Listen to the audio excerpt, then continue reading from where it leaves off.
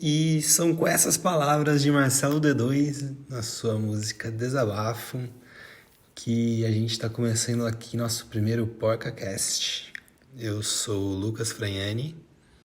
Eu sou o correspondente Bruno Campos. Salve aí, galera. Somos alunos do curso de Geografia da Unesp de Rio Claro e hoje vamos conversar um pouquinho aí, né? Fazer algumas reflexões. Tem bastante coisa para falar. Bom, depois desse começo impactante aí ao som de D2, que a gente tem para propor hoje é o tema da violência urbana. Mas, cara, antes da gente entrar a fundo nesse tema, eu queria trazer aqui algumas ponderações para a gente refletir um pouco sobre esse assunto que é tão presente no nosso dia a dia, né? Você vê em jornais, noticiários, você escuta notícia para tudo quanto é lado, às vezes com quem você vai conversar. E a violência no Brasil, ela, não sei, ela é uma coisa que está enraizada na gente, né? E não especificamente na gente, mas na nossa cultura. Aqui no Brasil parece que nós tratamos ela como se fosse uma coisa normal. O professor titular do Departamento de Sociologia da USP e diretor do Núcleo de Estudos da Violência, Sérgio Adorno, disse em uma entrevista ao jornal Nexo as seguintes palavras: é possível escrever a história do Brasil como a história social da violência. E se você parar para pensar, essa frase é muito triste e ao mesmo tempo ela é muito verdadeira. Para se ter uma ideia, segundo os dados do Instituto de Pesquisa Econômica Aplicada, o número de casos de homicídio em pessoas da faixa etária de 15 a 29 anos passou de aproximadamente 5 mil no ano de 1979 para mais de 35 mil em 2017. Esse aumento de violência fica evidente em todas as partes do Brasil, dando maior destaque para os estados de São Paulo, Minas, Rio de Janeiro, Bahia e Pará. Mas se a gente considerar a extensão territorial de São Paulo e o Rio, são os estados com maiores índices de homicídio, especialmente o Rio de Janeiro. Violência, para a Organização Mundial de Saúde, se caracteriza pelo uso intencional da força física ou do poder, real ou em ameaça, contra si próprio, contra outra pessoa ou contra um grupo ou uma comunidade que resulte ou tenha uma possibilidade de resultar em lesão, morte, dano psicológico, deficiência de desenvolvimento ou privação. Acredito que pelo número de vítimas e a quantidade de casos que vemos hoje em dia na TV ou na internet, fica bem claro que é um dos problemas de saúde pública do século. Todo dia que a gente liga a TV ou abre alguma página de notícias, sempre encontramos casos de violências no Brasil e no mundo. Dá até uma angústia, né? Dessas agressões, as que levam maior destaque são os atos de violência no âmbito doméstico, especialmente contra mulheres, idosos e crianças. Mas é importante também relacionar a violência com fatores como a pobreza, a desigualdade social, o preconceito por etnia, gênero, orientação sexual, toda uma movimentação do tráfico de drogas e uma polícia que em vários momentos demonstra ser despreparada nas abordagens. E para poder ilustrar melhor do que a gente está falando, vamos passar aí pelos diferentes tipos de violência, como se caracterizam e alguns casos que repercutiram no Brasil e no mundo. A primeira delas é a violência física. Ela é a utilização da força física sobre alguém.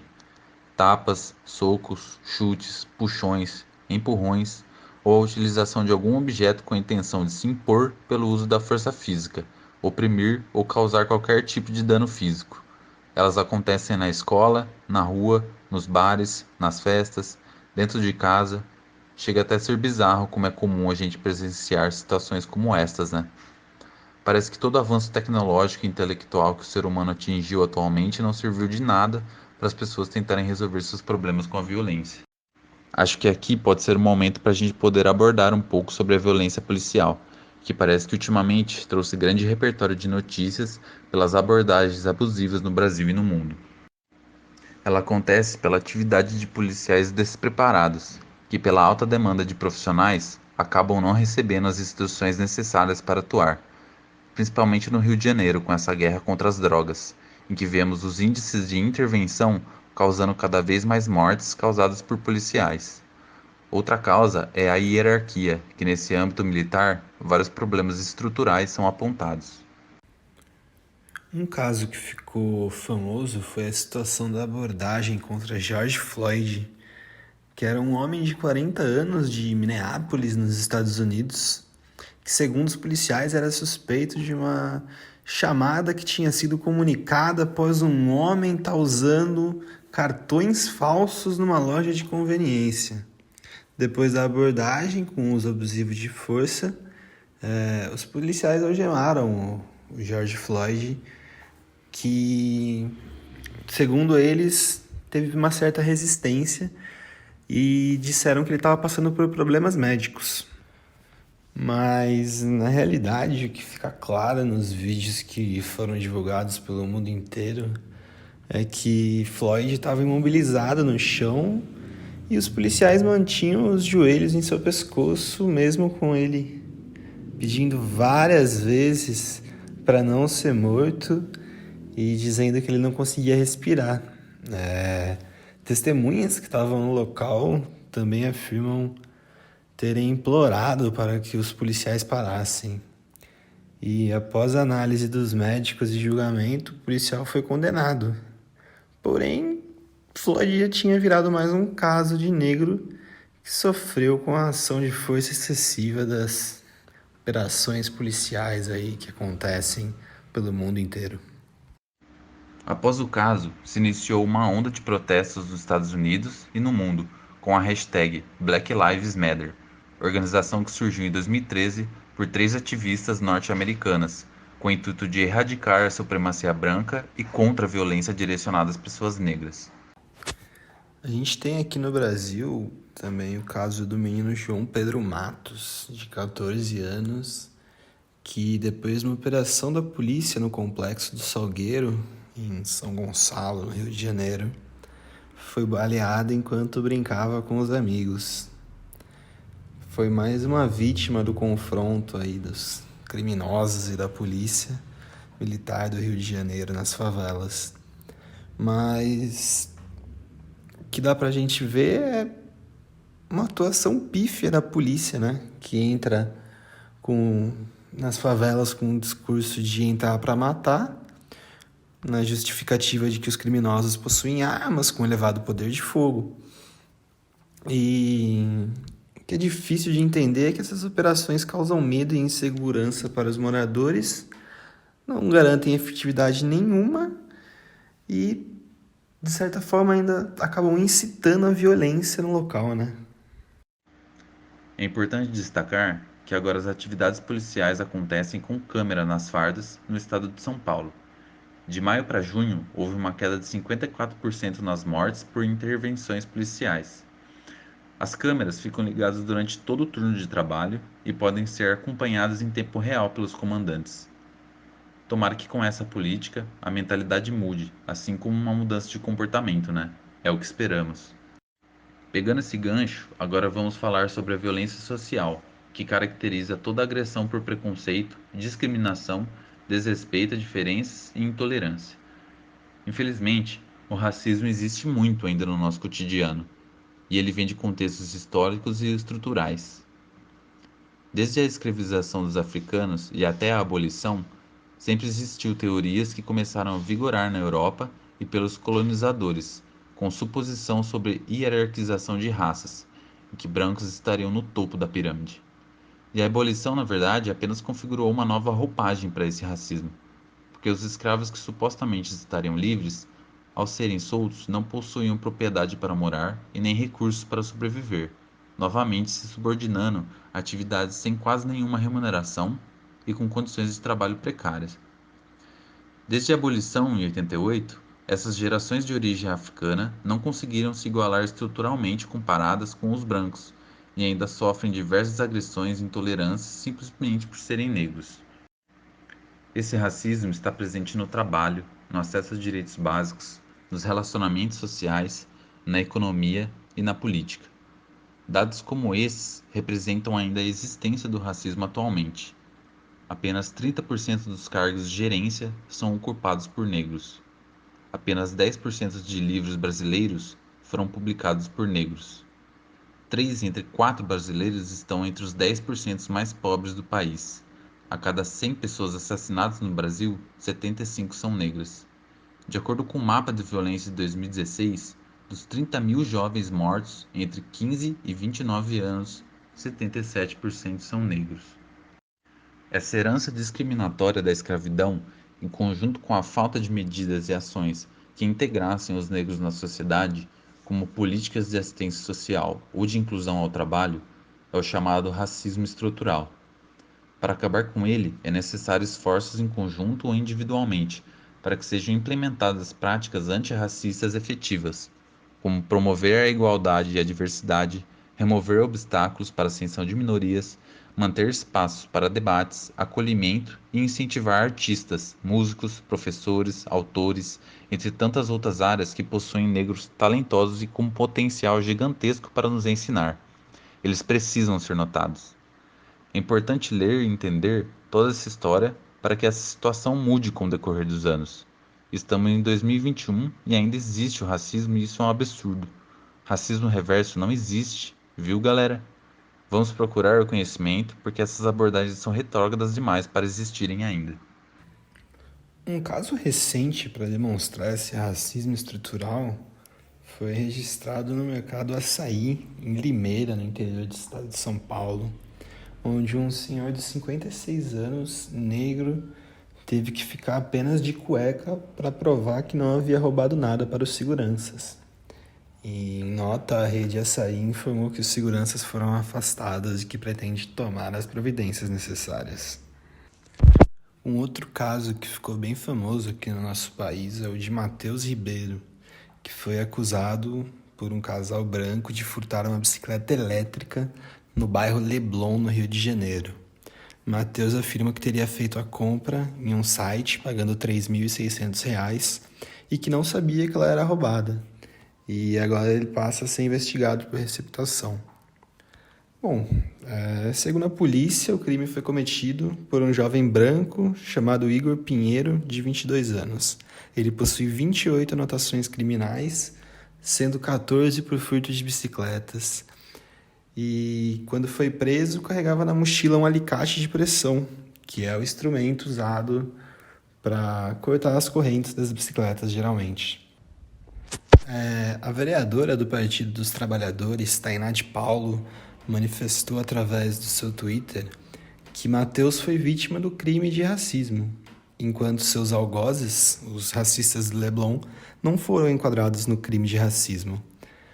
O ladrão de bicicletas, branco e loiro, foi liberado mesmo com 28 anotações criminais.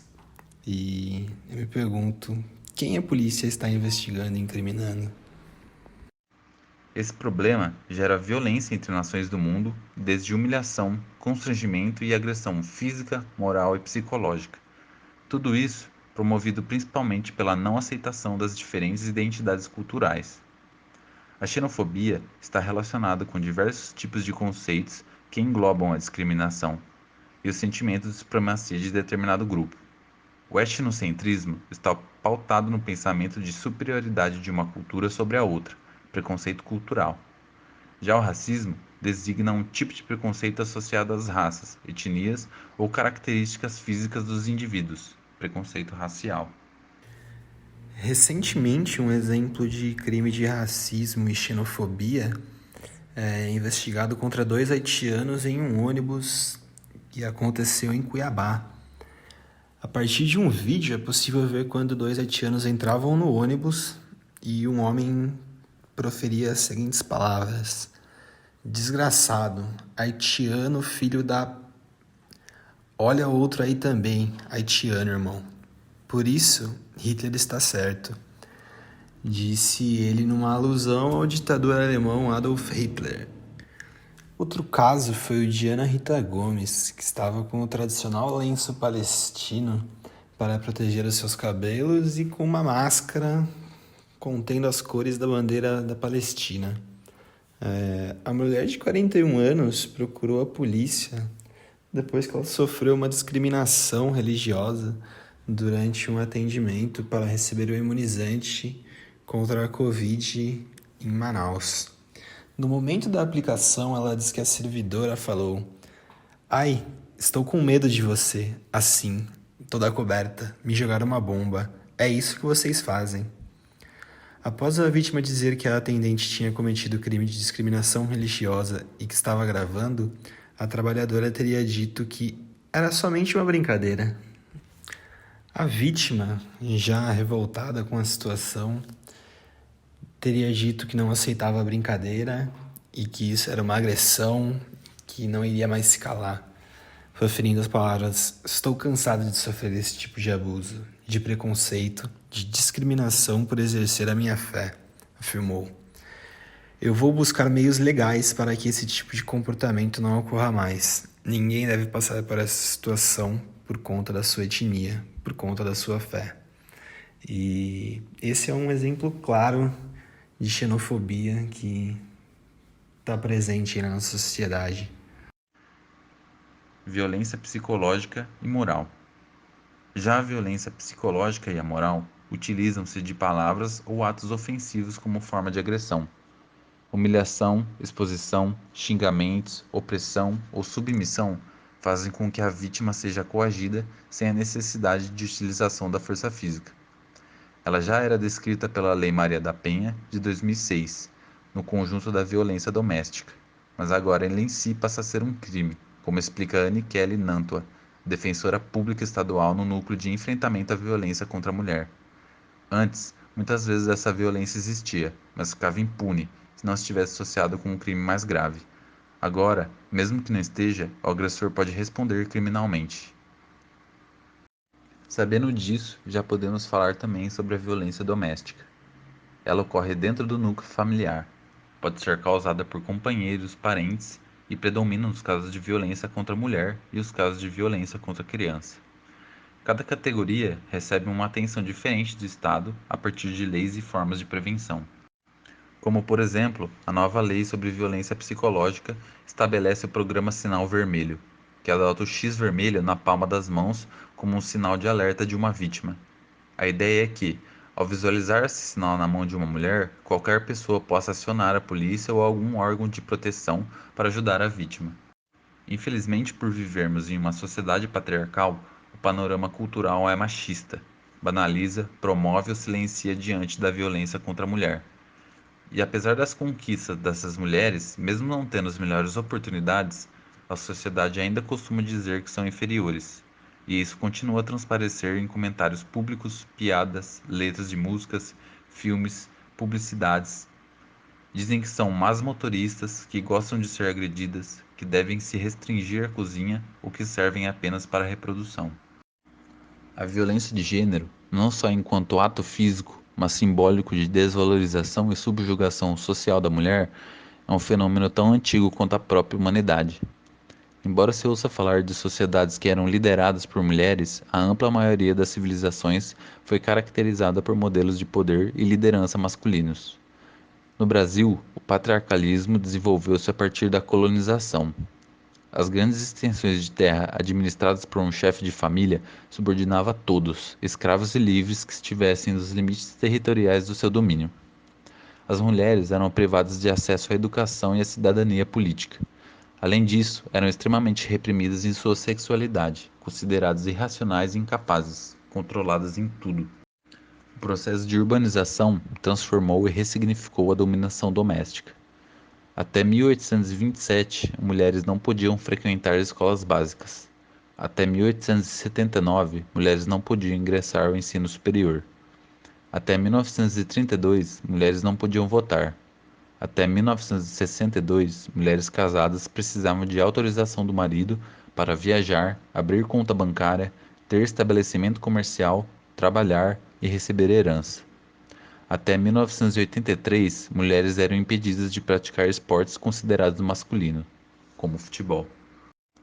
A ampliação mais abrangente de direitos das mulheres no Brasil ocorreu somente com a Constituição de 1988, e a questão da violência doméstica passou a ser considerada de maneira mais consistente na esfera pública brasileira, por meio da criação de conselhos, secretarias de governo, centros de defesa e políticas públicas específicas, já na década de 1980.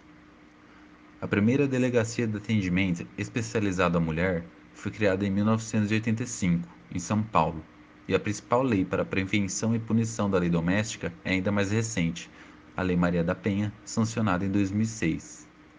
Porém, o Atlas da Violência, de 2019, realizado pelo Instituto de Pesquisa Econômico Aplicada, aponta que no intervalo de 10 anos, entre 2007 e 2017, o feminicídio praticado no Brasil aumentou 30%. Um recente caso é o de Pamela Holanda e Iverson de Souza, conhecido como DJ Ives, que vai responder pelos crimes de lesão corporal, injúria, ameaça e agressão contra sua ex-mulher. No momento ele está preso na área de triagem no presídio de acordo com a Secretaria da Administração Penitenciária do Ceará. Ele está numa situação especial de segurança para que a sua integridade física seja garantida, né? Uma vez que esse caso teve bastante repercussão aqui no país e geralmente os presos com relação a casos de agressão contra a mulher sofrem as consequências dentro do presídio, né? Por isso que ele precisa de um cuidado especial. O caso da agressão veio à tona depois que a sua mulher, Pamela, publicou os vídeos de agressão nas redes sociais, onde ela aparece apanhando em diversas situações. Algumas das situações, inclusive, na frente da sua filha e da sua mãe. E de um funcionário também. Em outra situação, o Ives ele mostra uma foto íntima da sua ex-mulher para um amigo e depois da discussão ele vai e agride sua ex-mulher. Em entrevista, esse amigo diz que não conseguiu reagir para protegê-la, que ele se sentiu coagido com a situação como um todo. E Pamela ainda disse que a primeira agressão ocorreu quando ela estava grávida da filhinha do casal. Apesar do ex-marido estar preso e de ter uma medida protetiva que impede a aproximação, Pamela ainda relata que tem muito temor com relação ao ex-marido. Mudar essa mentalidade e combater os estereótipos de gênero é uma maneira de enfrentar e não tolerar mais esse tipo de agressão. Também os movimentos de luta feminino, de orientação e informação, de apoio e incentivo à denúncia e à melhora das instituições responsáveis pela aplicação da Lei Maria da Penha também são métodos efetivos para combater a impunidade. Violência sexual. Outro tipo de violência é a violência sexual, que ocorre quando os atos de violência assumem um caráter sexual. Assédios, abusos, violações, estupros são considerados atos de violência sexual.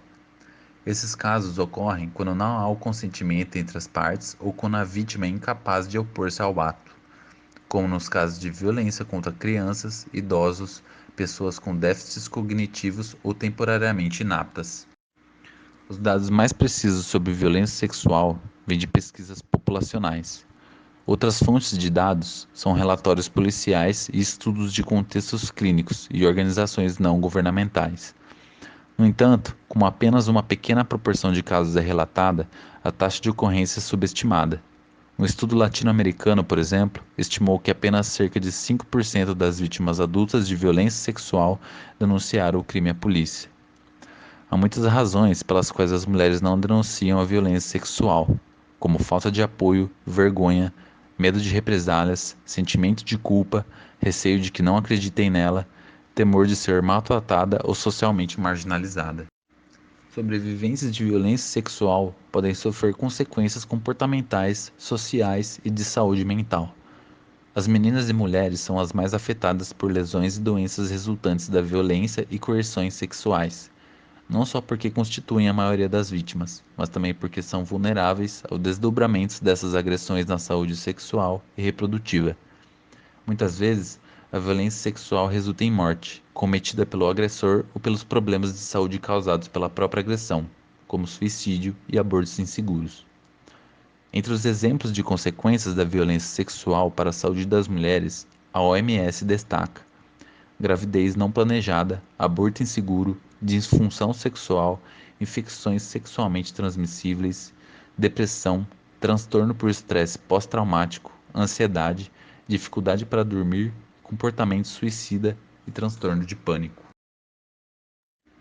Pandemia. Com as restrições de pandemia, o aumento da violência contra a mulher é fenômeno mundial.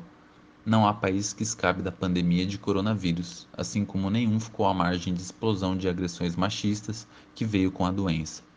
Um flagelo que se agravou em todo o mundo devido às restrições impostas pelo Covid-19.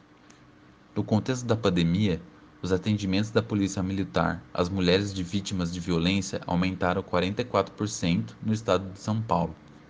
Em relatório divulgado no dia 20 de junho, o Fórum Brasileiro de Segurança Pública informa que o total de socorros prestados passou de 6.775 para 9.817, na comparação entre março de 2019 e março de 2020. A quantidade de feminicídios também subiu no estado, de 13 para 19 casos. A pandemia de violência doméstica contra a mulher se tornou também um problema global, assim como a Covid-19. Por isso, as ações para enfrentar o problema extrapolam as fronteiras dos países.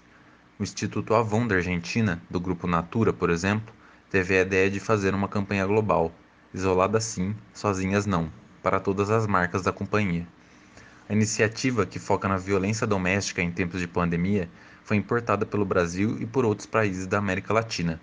A campanha faz um chamado para que cada pessoa preste atenção nos ruídos da vizinhança para identificar casos de agressão, explica Daniela Grelin, diretora do Instituto Avon, no Brasil. Daniela explica que no Brasil o Instituto Avon foi além.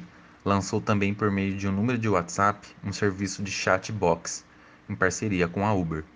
Por meio desse chatbox é feito o rastreamento das necessidades da vítima e o nível de risco que ela está exposta. A vítima recebe todas as orientações e são passados os endereços mais próximos onde pode encontrar ajuda. Se ela não tem como ir, a Uber oferece uma corrida gratuita até o destino do socorro. O mapa do acolhimento funciona no país inteiro e o transporte é gratuito, onde há serviços da Uber. A melhor forma de libertação da vítima de violência é construir uma rede de apoio, explica Daniela. Em um mês de funcionamento, o chatbox teve 925 acessos e atendeu a 863 mulheres. Destas, 311 foram identificadas como casos de alto risco e 116 pediram ajuda urgente.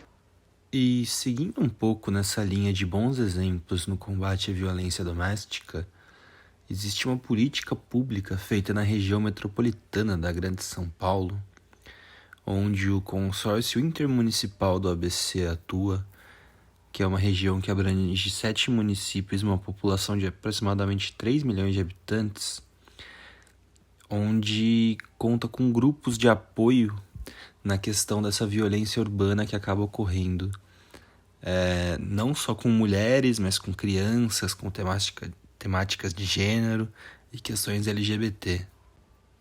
Essa é uma política pública que eu acabei conhecendo no ano de 2019, durante um trabalho de campo que eu achei muito legal. Os dados que eles apresentaram pra gente, que eles acolhem mais de 500 mulheres por ano através desses grupos e dão proteção, abrigo, comida, tudo que for necessário para uma boa manutenção da vida delas. E é óbvio que se a gente pegar esse número comparado ao total do que acontece, ele pode parecer pequeno, mas é legal a gente perceber uma ação vinda por parte de um órgão público na tentativa da resolução desse problema, né? Bom, a partir de agora a gente vai começar a tratar de um outro tipo de violência, que é a violência do Estado contra os seus cidadãos. Se você pegar a Constituição de 1988, está previsto lá que o Estado deveria prover os serviços necessários para a manutenção da vida do cidadão. Mas se tem uma coisa que a gente consegue observar aqui no Brasil, é que isso não funciona, né? E não funciona de várias maneiras, porque o Estado não só não consegue fornecer as condições de vida necessárias a todos os cidadãos, como também, em muitos casos, consegue piorar a situação daqueles que ele deveria, por obrigatoriedade, ajudar, né? Essa violência do Estado, ela pode ser observada no âmbito urbano das mais variadas formas. E com isso a gente pode citar a falta de saneamento básico, por exemplo, falta de infraestrutura, falta de hospitais públicos que supram a necessidade de demanda, a violência que o Estado parece exercer de propósito contra os cidadãos, né? E quando eu falo dessa violência proposital, a gente pode mencionar a atuação precária da polícia, novamente aqui nesse podcast, tal como já foi citada. E nisso se incluem todas as polícias, desde a militar, a civil, a rural, a ambiental e a rodoviária. Como a gente já citou, mas vale bastante reforçar o despreparo na abordagem de policiais com cidadãos que acabam resultando muitas vezes em perdas de vida. E, isso acontece todo dia, sabe? Tá nos jornais, na TV, na internet. Só não enxerga que o Estado é violento quem não quer. É basicamente essa a nossa realidade. Todas essas práticas contra a população são feitas, mas parece que o real foco do Estado como um todo, como instituição, é a violência contra o pobre, né? Por exemplo, você já viu um bairro de rico sem saneamento básico? Ou você já viu um esgoto a céu aberto em um bairro de classe média, por acaso? O Estado, ele detesta o pobre, que mora nos bairros periféricos, que tem que pegar ônibus, que tem que pegar metrô todo dia para conseguir chegar no trabalho. E esse problema do transporte, ele também é uma certa forma de violência contra a população de baixa renda, que a cidade, no geral, ela é projetada e tem sua infraestrutura feita para o transporte individual e não para o transporte público. Sendo assim, o prejudicado nem precisa falar quem que é, né? E tudo isso parece uma maneira intencional de coagir o cidadão, né? De fazer com que a massa se cale e obedeça a quem manda na máquina do Estado. Maquiavel, em sua obra O Príncipe, que é uma das obras mais bem elaboradas da história da humanidade, descreve algumas práticas para a manutenção do poder do Estado. Uma frase muito famosa que ele usa é a de que os fins justificam os meios, o que significa que o príncipe, ou seja, o Estado, deve fazer tudo o que for necessário para a manutenção do seu poder, porque caso contrário, a população ia descobrir o tamanho da força que ela possui. O cara pensou isso lá em 1532. Nossa civilização passou pelas mais variadas formas de governo e mesmo assim essa prática continua sendo aplicada até hoje. E essa prática de amedrontar o outro através do medo é bem antiga, como você citou, né, Bruno? E nessa de impor o medo através da violência, a gente consegue citar alguns exemplos, tanto de violência interna quanto externa dos estados, né? Alguns episódios bem marcantes na história da humanidade. Por exemplo, a política do Big Stick, que o presidente americano Theodore Roosevelt usou lá em 1901, que tem o lema "Fale suave, mas tenha sempre um porrete em mãos". E isso aí significava que os americanos exerciam política externa intervencionista na intenção de deter os europeus. E o grande porrete é a ameaça clara de uma retaliação bélica, né? E como a gente pode ver, funcionou muito bem, a coerção através do medo. Aliás, se a gente for parar para ver, os americanos têm alguma coisa com essas políticas de impor medo, né? Através do potencial de violência.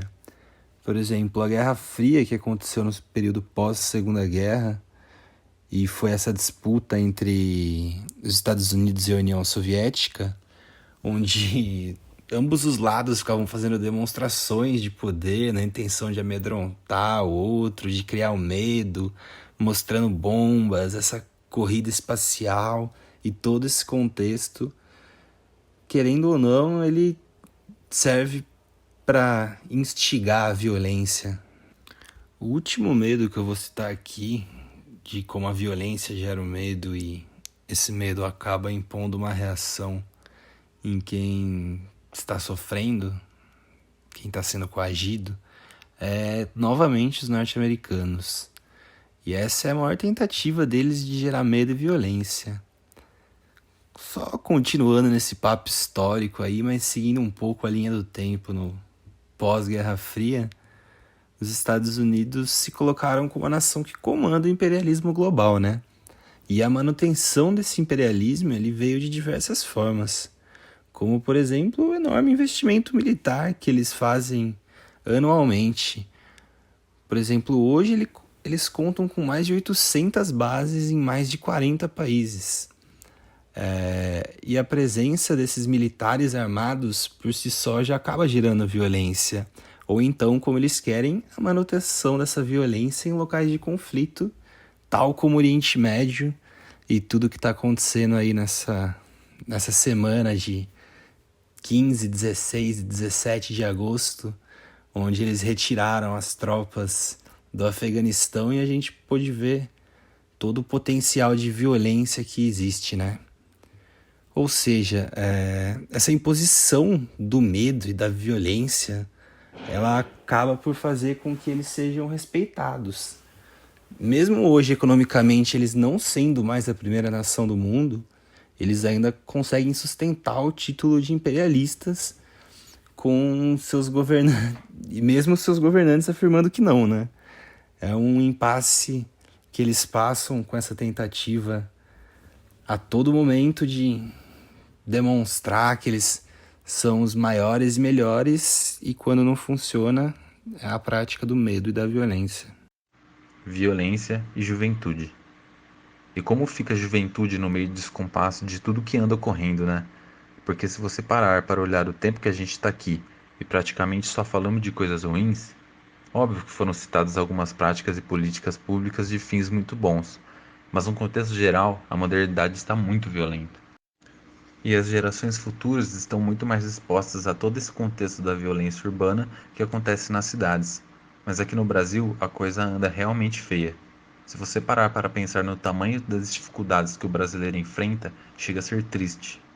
Primeiro, acontece de morar em um lugar violento, portanto, você já fica exposto e mais vulnerável, e nessa muita gente acaba se perdendo. Alguns vão para o crime e outros desistem de tudo porque precisam trabalhar para ajudar no sustento da casa e por aí vai. Essa exposição a tanta violência desde logo cedo é um fator muito preocupante para as próximas gerações, porque ela pode acabar causando problemas psicológicos, né? Que é visto como o mal do século. E se você parar para pensar, o ambiente ajuda a moldar a formação da pessoa. E com tudo isso ocorrendo, as doenças são cada vez mais recorrentes. E os tratamentos para esses problemas psicológicos causados nem sempre é fácil. O primeiro passo geralmente é reconhecer que você precisa de ajuda. E o quanto antes melhor, né? Mas se você for ver esse esforço de conseguir reconhecer que você precisa de ajuda logo cedo, desde a juventude, putz, ele é difícil demais. É um assunto que merece muita atenção e muito debate mesmo. Para isso, temos os direitos das crianças assegurados mundialmente pela Convenção dos Direitos Humanos e pelos protocolos facultativos reafirmados pelo Brasil, na Constituição Federal e no Estatuto da Criança e do Adolescente, além de políticas setoriais do governo na área da saúde. Mas os números estão aí para mostrar que, mesmo com as leis, muita coisa acontece nas escolas, nas famílias, na rua. Vamos tentar pontuar algumas coisas que é importante todo mundo saber, porque acredito que a informação é um dos primeiros caminhos para tentar resolver ou amenizar esses problemas. Verdade, a gente pode começar falando sobre isso com o número de óbitos em 2006, por exemplo, que foi de 124.935 e representou quase 14% do total de óbitos por causa definida, configurando a terceira maior causa da população geral. E ainda é importante falar que muitas dessas situações são encobertas quando não levam até a morte, né? Sim, e isso acontece por alguns motivos. Alguns deles é simplesmente porque quem causa isso é principalmente quem deveria proteger essas crianças, como os pais, os familiares, cuidadores ou até a polícia. Outro ponto é a violência para educar que acontece em muitas famílias, que por terem costumes e tradições conservadoras acreditam que é a melhor forma de ensinar, com castigos, agressões, enfim. Com a informação que temos hoje, vemos que, na verdade, qualquer tipo de violência traz consequências para a vida inteira. E ainda entra na possibilidade de, quando essa criança crescer, seguir o mesmo trajeto que fizeram com ela, por acreditar que assim é o melhor caminho. Também acontece quando os serviços de apoio e de escuta não estão preparados o suficiente ou não conseguem ser efetivos no acolhimento e no atendimento daquela criança. Realmente é complicado, né? Existem situações que demoram um tempo para que as agressões sejam descobertas, mas é fato que a violência causa consequências e traumas na vida da criança. Problemas sociais, emocionais, psicológicos, cognitivos que podem estar presentes para o resto da vida dela inteira. E essas agressões afetam o comportamento da criança. E dessa forma ela pode ficar depressiva, isolada, gerando outros tipos de problema dentro da escola e na vida social dela. Medo, vergonha, ansiedade, estresse e às vezes até raiva. Todos esses problemas afetam o psicológico dessas crianças e desses adolescentes. E pior é o impacto que isso tem na aprendizagem, né? No processo como um todo e no desenvolvimento delas. Pode ser que depois a criança cresça e essas situações até deixem de acontecer. Mas os traumas, eles geram marcas que geralmente acompanham para a vida inteira e vão afetar seus comportamentos e relacionamentos aí. Pois é por isso que ela deve ser enfrentada. Todos nós podemos contribuir para isso, principalmente com a informação, pois nenhuma violência contra as crianças e adolescentes se justifica. São seres que estão em formação e ainda não conseguem proteger sozinhos. Também podemos, principalmente como professores, conversar e orientar sobre os riscos e as formas de prevenção da violência. Informar que todos têm seus direitos e que certas situações não podem acontecer e que, se acontecerem, elas devem procurar ajuda. Junto disso, as estratégias e ações para a implementação das políticas que assegurem os direitos delas, né? Existem as diretrizes, metodologias e orientações que são aplicadas em políticas públicas no intuito de proteção e prevenção desses que estão correndo risco. Essas leis, elas acompanham campanhas de sensibilização e a informação para a sociedade entender os impactos desse tipo de agressão, né? E também como forma de reverter esse pensamento que muitas vezes está atrelado a um processo cultural. Fora a atuação das leis, é importante também saber como se posicionar caso veja alguma situação de violência. A notificação é importante e deve ser compreendida como um instrumento da garantia dos direitos e da proteção daquela criança. A partir disso, é possível que os profissionais de saúde e educação ou daqueles que estão envolvidos em conselhos tutelares e assistência social poder atuar e tomar as medidas necessárias e imediatas para cessar a violência. A notificação também serve como dados que podem ser estudados para identificar regiões em que mais acontecem e que mais necessitam de apoio. Também tornam possível identificar o perfil dos agressores. Bom, aqui a gente já vai se encaminhando para o fechamento da nossa conversa e que a gente pode concluir é que a violência tem aumentado assustadoramente na nossa civilização, né? Indo além das condições socioeconômicas, estando presentes nas escolas como um fenômeno crescente. E dessa forma, a sociedade e a escola estão envolvidas por uma crise que, particularmente, eu acredito que mereça uma atenção um pouco maior. Sobre essa perspectiva, podemos encará-la de duas formas distintas. Por um lado, entender como algo ameaçador e tentar superar com os mesmos valores que são a causa desse problema existente, ou seja, combater a violência com coerção e mais violência, ou por outro lado, entender como uma oportunidade para corrigir os erros e buscar novas soluções, revertendo os modelos existentes e compreendendo a totalidade da situação. O engajamento da sociedade e do governo ele é essencial para superar esse problema. E cabe ao Estado e à sociedade fomentar os espaços para discussão, debates, para abrir as possibilidades de intervenção, né? As medidas públicas elas também devem assegurar a qualidade de vida, da população para enfrentar esses problemas estruturais que eles estão também associados à desigualdade social e tentar garantir uma vida digna para todos, né? Por trás desse grande problema da violência há um pedido de reivindicações de direitos e valorização do ser humano. É necessário compreender que estamos vivendo uma crise que afeta todas as relações sociais e aqui está um grande desafio para a educação e para os educadores. E não só para os educadores, né? Para a escola como um todo e as suas principais funções nesse quesito de desenvolver um pensamento reflexivo e crítico nos alunos, contribuindo de maneira a construir uma sociedade melhor que compreenda a realidade em que está inserida, que possa desenvolver ações que visam novos valores de respeito, honestidade, responsabilidade e uma convivência que seja realmente harmoniosa, mas que parecem estar sendo deixados de lado, né?